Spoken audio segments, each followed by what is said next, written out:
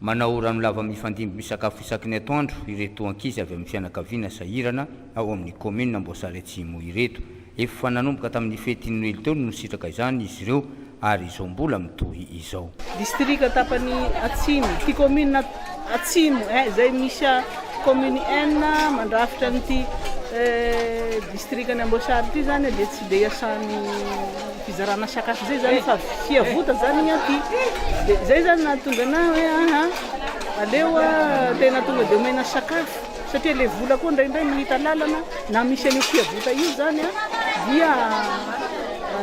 lasa navana zavatra hafa fa ity zany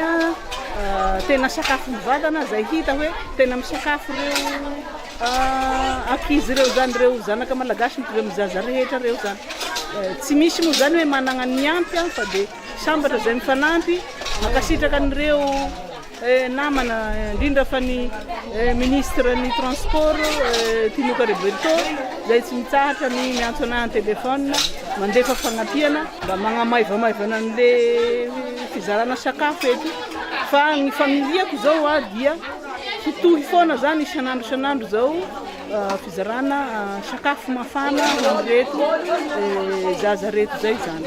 Tanjona hoe ity solombavambahoaka ity ny anoizana izao hetsika ara-tsosialy ho any ankizy izao hatramin'ny 2 Janoary 2024.